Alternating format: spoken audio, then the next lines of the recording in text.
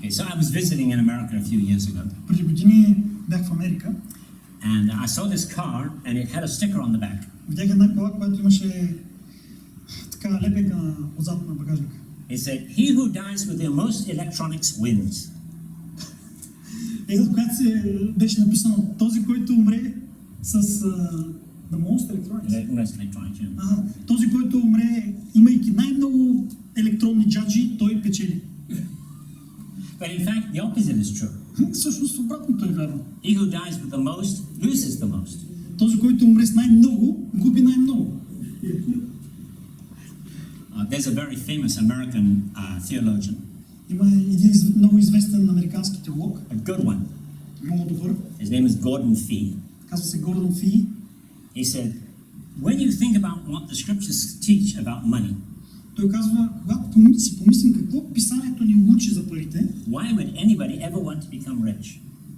Започваме да се чуем, защо още някой иска да става богат? He has the right idea. И той има много правилна идея. If you have a desire for wealth, ако имаш желание за благосъстояние, you will use the gifts of God for your own sake. Тогава ще използваш Божиите дарове за собствените си цели. And you will accumulate wealth to yourself. И ще си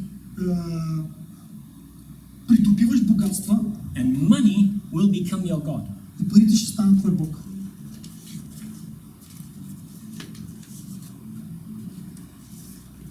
I told you we have to go very fast. Казах ви, трябва доста бързо да. Matthew 6, 19 through 21. Матей 6, 6 глава.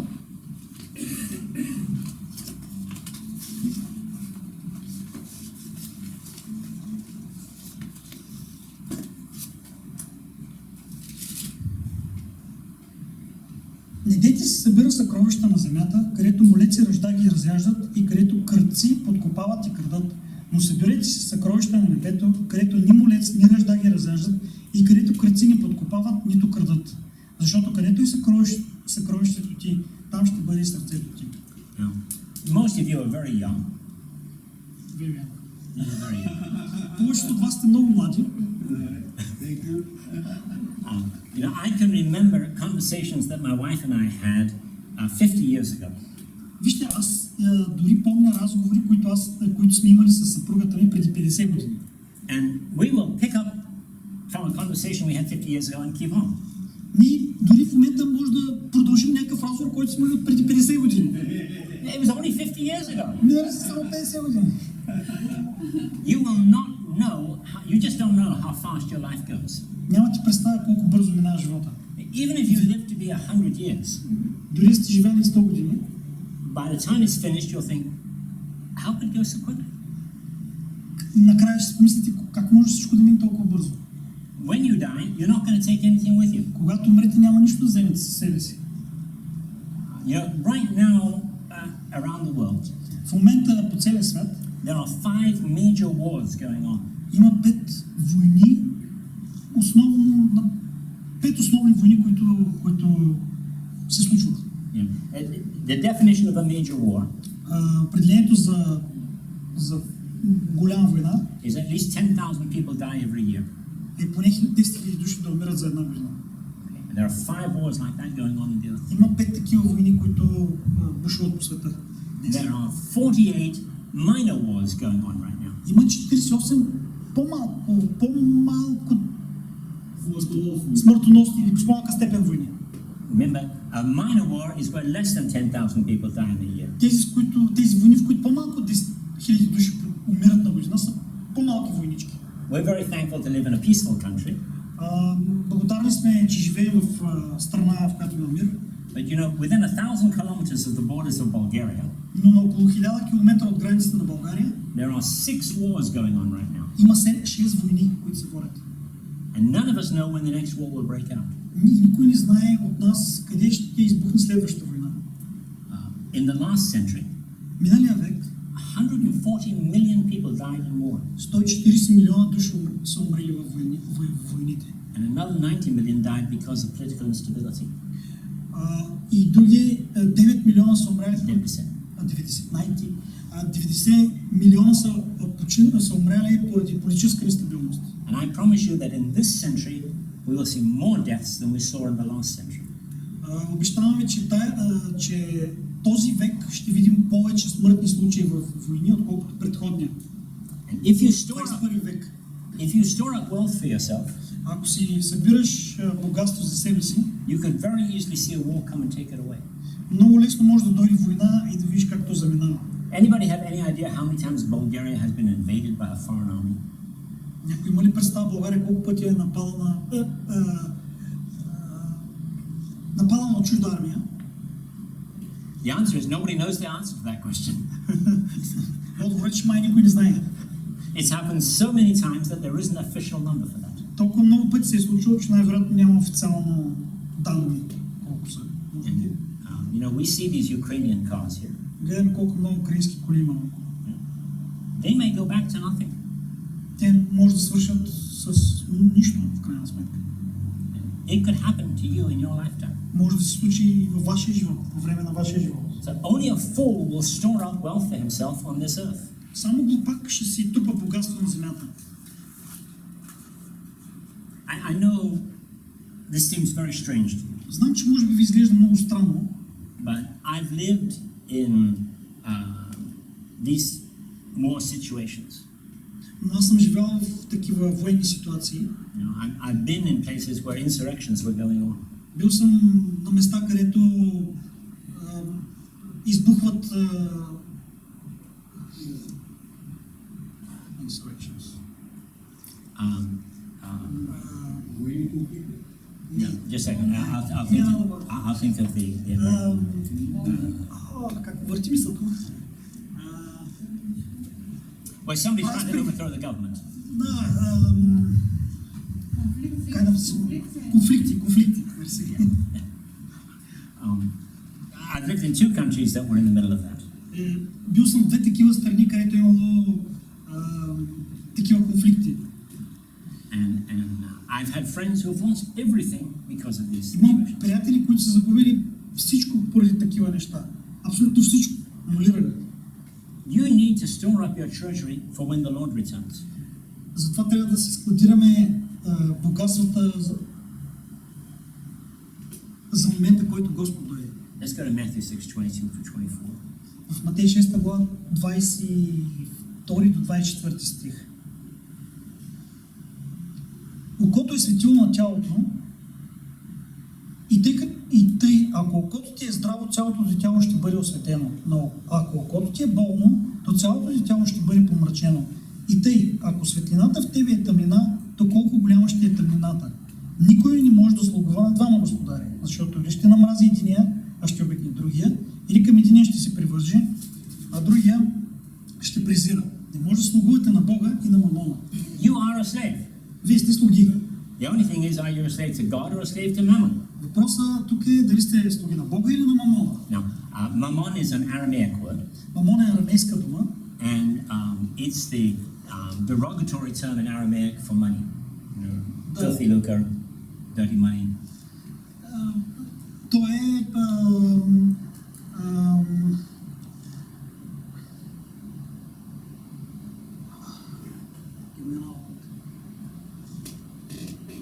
мръсна дума за пари. But you are a slave. Вие сте слуги. And there are only two options. Има само два варианта. Either you're a slave to God, Или сте слуги на Бога, or you will be a slave to money. или ще бъдете слуга на парите. And money is a very hard master. А парите са много сериозен господар. And you can tell if you're a slave to money. Веднага може да кажете дали сте слуга на парите. If at night, instead of sleeping, you're worrying about tomorrow. Ако през нощта, вместо да спите нормално, ви се тревожите за следващия ден, You're a slave to money. тогава сте слуга на парите. I saw some eyes open wide. Видяха широки усмивки. If you're a slave to God, Ако сте слуги на Бога, then you know God will provide for you. тогава знаете, че Бог ще ви снабди. Now, we need to make sure we understand the difference in the Bible between abundance and poverty. Добре е да знаем какво Библията казва за изобилието и бедността. If you go to the store Ако отидеш в магазина and you buy what you need. И си купиш това, което имаш нужда. Not what you want, but what you need. Не това, което искаш, а това, което се нуждаеш. And you go out to the store and you still have one stotinky in your pocket. Излезеш от магазина и все още имаш стотинки в джоба си. The Bible calls that abundance. Библията казва на това изобилие. Your needs have been provided and you have something left over. Нуждите ти са снабдени и имаш останало нещо в джоба. Дори една стотинка. How many of you have abundance? Колко от вас са в изобилие? You all have abundance. Всички сте в изобилие. Now, there's a Hebrew idiom in verse 23. В 23 стих се използва един еврейски идиом. And you know, idioms can't translate from one language to another. Идиомите не могат да се преведат директно от един език в друг. You have some very strange idioms in the Bulgarian language. В български имате много странни идиоми. When I look them up in the dictionary, I end up thinking I have no idea what they're talking about. Когато погледна в речника с българските идиоми, направо се очудвам и нямам никаква представа за какво става въпрос. Well, this is one of these Hebrew idioms. Ето тук има една така, сам че еврейски идиом. To have an evil eye Да имаш зло око means that you are stingy. Болнаво око, evil. Yeah. It's said here. In verse 23, if your eye is evil. Okay, it's значи в 23 стих в неговия превод се казва зло око, тук си в този, който аз читая, се казва болнаво, не знам другите как е. Но да използваме зло око. Ако имаш зло око, It means that you are stingy. това означава, че си стиснат. Yeah. And if your eye is good, И ако окото ти е добро, that's a Hebrew idiom meaning that you're generous. това е еврейски идиом за това, че ти си щедър. Значи евреите използват зло око, когато се стиснат, а добро око, когато се щедър. Просто ние не го разбираме това, нали? Ние си мислим, че окото ти е зло, защото нали не човека да му е зло окото. Но всъщност това е идиом. Стиснат и... And you need to have a good eye. Трябва да имате добро око.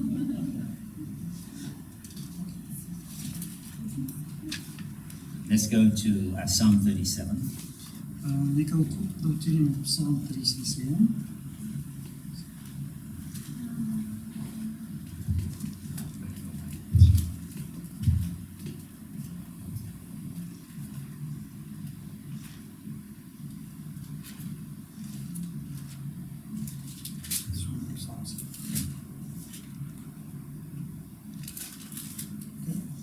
If you read verses 18 through 26. Ще прочетем от 18 до 26 стих.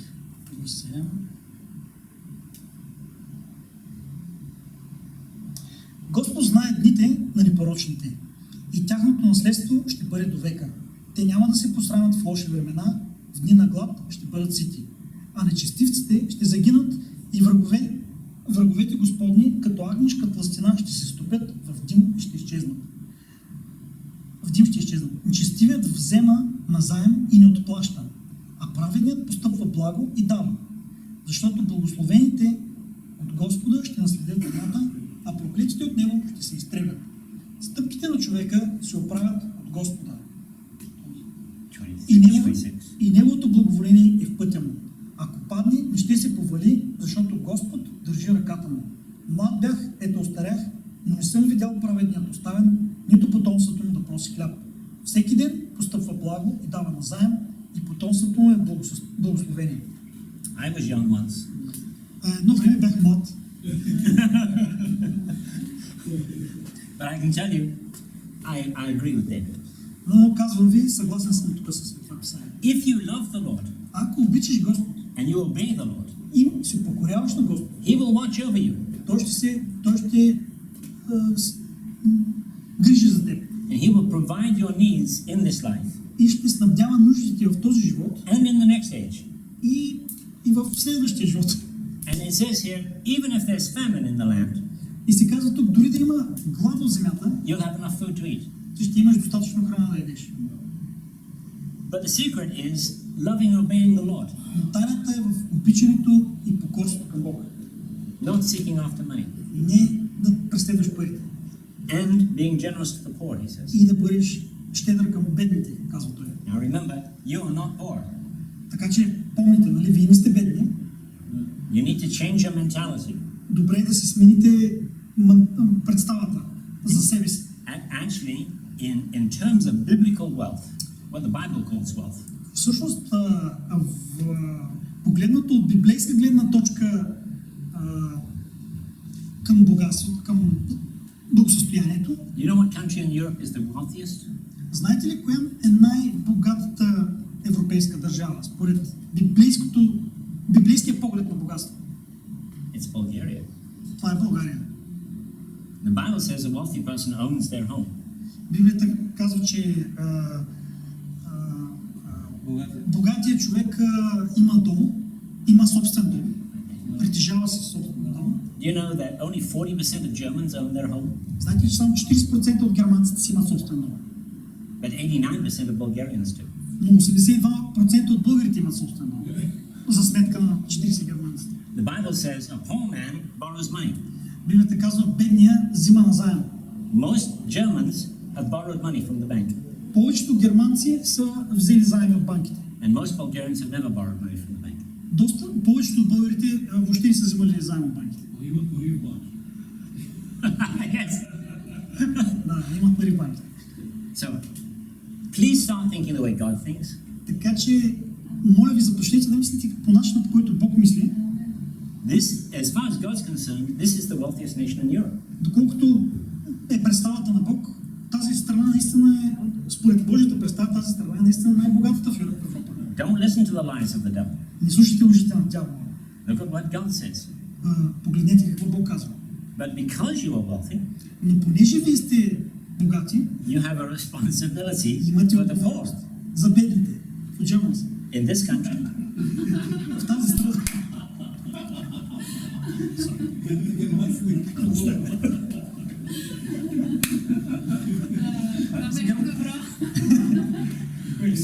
That's all right. That's, you know, I lived in the United States for 30 years. Живях от 30 години в Щатите. They are the poorest country I've ever lived in terms of actual wealth. Те са една от най-бедните страни, в които съм живял, от гледна точка на реално богатство. The average American, when he comes out of college, Средностатистическия американец, след като завърши колеж, is $200,000 in debt. е с дълг $200,000 в момента, който завърши колеж. He buys the house Купува си къща and pays for it for 40 years и я изплаща 40 години. and sells it at the end of 10 years. И я продава After 10 years. след 10 години. So he's never paid for it. Така че никога не му се изплаща. And then he buys another house to make payments for 40 years. Тогава си купува друга и за нея почва да плаща за 40 години. I've known maybe 10% of Americans actually own their homes. Мисля, че само около 10% от американците действително си притежават къщите, домовете, т.е. са собственици на домовете. And most Americans have more debt than they make in a year. Повечето американци имат много по-голям дълг, отколкото са задлъжняли много повече, отколкото може да изкарат за една година. That's not wealth. Това въобще не е благосъстояние. You know the word mirage? Да? It's good French word, so you know it too. It's a mirage. Това е мираж.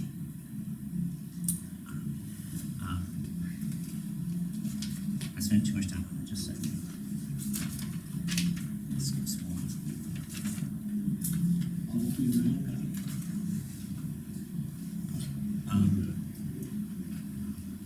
Because God owns the land in Israel.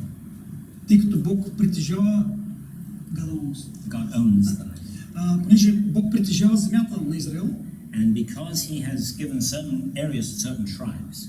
И понеже е дал определени области на всички племена, And since most Jews don't know what tribe they're from, и тъй като повечето не знаят от кое племе са, it actually is not possible in Israel to own land. В Израел действително не е възможно да притежаваш земя. Because they're waiting for when the Messiah comes so they can find out what tribes they belong to and what land is actually theirs. Защото чакат за Месая да дойде и да разберат от кое племе са и коя земя е тяхна. So Their situation is difficult. Тяхната ситуация е доста трудна. But they're expecting the Messiah to come. So that's Но good. те очакват да дойде Месия. Скоро. Okay, let's just look at one more biblical principle concerning money. Нека да погледнем към още един библейски принцип, който засяга парите. Let's go to Proverbs chapter 6. Нека да отидем в Притчи 6 глава. And you read verses 6 to 11.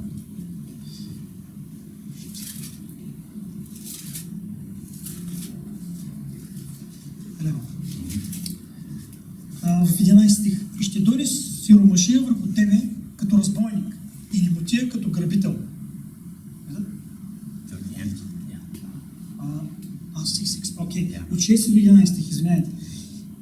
Иди при мравката, о ленивецо, размишлявай за постъпките й и стани мъдър. Те няма ни началник, ни надзирател или управител, но приготвя храната си лете и събира яденето си по жътва. До кога ще спиш, ленивецо? Кога ще застанеш от сън? Малко спане, малко дрямка, малко скръстване на ръце за почивка и ще дойде сиромашия върху тебе като разбойник и немотия като грабител. The Bible says, don't be concerned about tomorrow. Библията казва, не си притеснявай за утрешния ден. But at the same time, it says, save towards tomorrow. Но в същото време казва, събери си храната. So we have two things that we have to have in balance. Така че има две неща, които е хубаво да се балансират.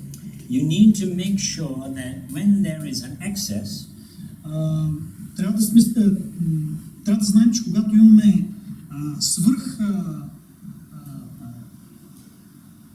Let's put it in practical terms.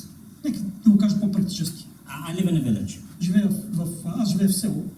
I'm the youngest person in my quartel. И съм най-младият човек в мой квартал. All my neighbors have 2 acres of land. Всички мои съседи имат по 2 декара земя. And they're out there working that land from early morning till late at night. И се обработват от рано сутрин до късно вечер. Except, of course, when the Turkish soap operas are on. When the Turkish serial is on. Спират само когато има турски сериал на телевизия. But they probably each have 1,000 jars that they stock. Може би почти всички от тях имат поне 100 буркана приготвени за зимата. And in good years, they fill all the jars. В добрите години пълнят всичките буркани. In bad years, they live off of what they store. В лошите години живеят бурканите, които са напълнени в добрите години. I mean, they're following this biblical principle. Те си следват този библейски принцип. And you need to think this way. Хубаво е трябва да мислите по този начин. God has given you money. Бог ви дава пари. And He's going to look at how you use that money. И Бог ще гледа как вие ги използвате. So that He can determine whether you can be trusted with spiritual wealth. За да може да определи дали може да ви се довери с духовното богатство. Now, God is not going to give you large amounts of money. Бог няма да ви даде огромни суми пари. And actually, you don't want large amounts of money. Дори на вас не са ви нужни огромни суми. I had a friend who was very, very wealthy. Имам приятел, който е много богат. One day we were sitting at breakfast. Един ден стояхме на закуска. I think that was 1975. Мисля, че беше през 1975 година. Now, understand at that time you could buy a new Mercedes for $9,000. Имайте преди, че по това време можеш да си купиш нов Мерцедес за $9,000. Okay. We're sitting at breakfast. Стояхме на закуска. He said, I need you to pray for me. И той каза, нуждая се да се молиш за мен. By 10 o'clock this morning, в 10 часа тази сутрин, I have to have $252,000 or I lose everything. Трябва да намеря $252,000. $252,000. Трябва да ги намеря до 10 часа днеска или загубвам всичко. That's what I said. И аз казах. He said, wait. И той каза, чакай. If God was dealing with you this way, ако Бог се справя с теб по този начин, He would say $25. He would say $25. 25. Yeah. If God was dealing with me, God would say, you have to have $25 by 10 o'clock. Ако, примерно,